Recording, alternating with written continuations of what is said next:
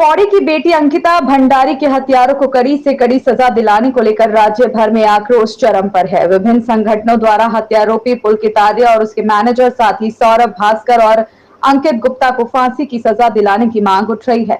इसी क्रम में हल्द्वानी में आज नवरात्रि के पहले दिन विभिन्न संगठनों से जुड़ी महिलाओं ने टिकोनिया चौराहे से एसडीएम कोर्ट तक नंगे पैर चलकर जघन्य हत्याकांड का विरोध किया और अंकिता के हत्यारों को फांसी की सजा दिए जाने की मांग की। महिलाओं ने कहा कि उत्तराखंड में बेटी बचाओ बेटी पढ़ाओ की बात तो सरकार जरूर करती है, लेकिन यहाँ हकीकत में बेटियां सुरक्षित नहीं है। सरकार को दोषियों के खिलाफ सख्त से सख्त कार्रवाई करनी चाहिए ताकि महिलाएं खुद को सुरक्षित महसूस कर सकें और दोबारा से देवभूमि में शर्मसार करने वाली घटना ना हो सके। कांड को लेकर किस तरह का प्रोटेस्ट कर रहे हो, क्या प्रोटेस्ट है आप लोग? देखिए, जिस तरह से हम देख रहे हैं कि अंकिता के साथ कितना बुरा सलूक हुआ है और हमें पता है कि ये किन लोगों ने किया हुआ है, तो यहाँ आज सभी महिलाओं ने सोचा था कि हमें हल्द्वानी में जो उनके हत्यारे हैं उसको फांसी दिलाने के लिए हमें यहाँ पर एक प्रदर्शन करना चाहिए। हम चाहते हैं जब सामने सामने दिख रहा है कि किन लोगों ने हत्या की है, किस तरह से कौन कौन लोग शामिल रहे हैं, तो उनको सीधे 1 महीने के अंदर आप सीधे उनको फांसी की सजा क्यों नहीं सुना रहे हैं। और आज जिस तरह से नवरात्रि का पहला दिन है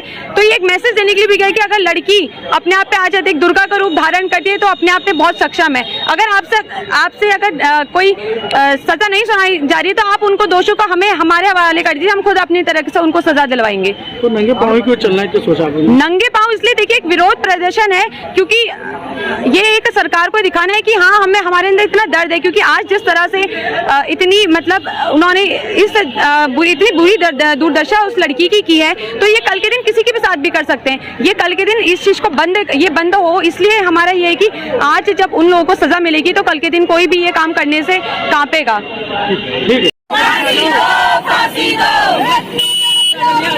फांसी दो, फांसी दो, यारों को बचाना बंद करो, बंद करो, बंद करो, बंद करो, बंद करो, बहन हम शर्मिंदा है, बेटी तेरे जिंदा है, बहन हम शर्मिंदा है। बेटी तेरे ये ऐसा है, देखिए हल्द्वानी शहर में सारी जनता सो चुकी है।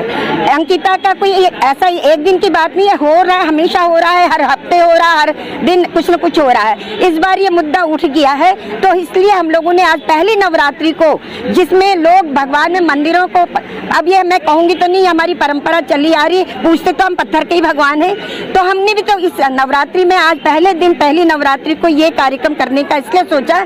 ये रुकने वाला नहीं है, ये आज एक दिन का नहीं है, ये रोज होगा, रोज रोज कोई ना कोई संगठन इसी तरह आएगा और सरकार को जगाएगा। हमको सरकार से सिर्फ ये लेना देना है कि आप न्याय दो। क्यों कोई भी बच्ची क्या आप घर से बाहर सर्विस करने नहीं जा सकती है, तो आप बेटी बचाओ बेटी पढ़ाओ का नारा ही खत्म कर दीजिए। फास्ट ट्रैक कोर्ट की बात हो रही है। फास्ट ट्रैक कोर्ट के लिए हमारे फास्ट ट्रैक कोर्ट के लिए सीएम ने देखा, मैंने भी कल न्यूज़पेपर में पढ़ा था, थोड़ा न्यूज़ पढ़ते हैं क्योंकि इतना टाइम हम लोगों के पास भी नहीं रह पाता। मैं busy means in the sense school में रहती हूँ, जब लौटती हूँ तो इसमें फास्ट ट्रैक कोर्ट में ये तो अभी केवल बात कही गई है, वहाँ तक पहुँचेगा कैसे जब तक कि आरोपी पकड़े नहीं जाएंगे सब कुछ।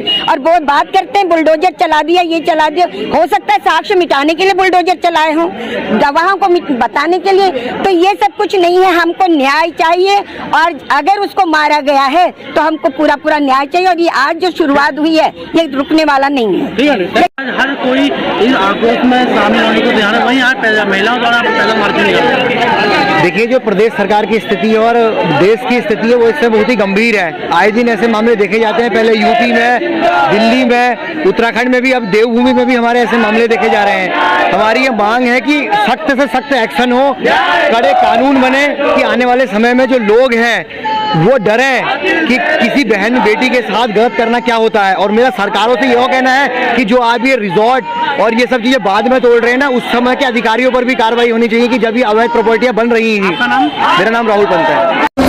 देश और दुनिया से संबंधित जानकारी जानने के लिए हमारे चैनल को सब्सक्राइब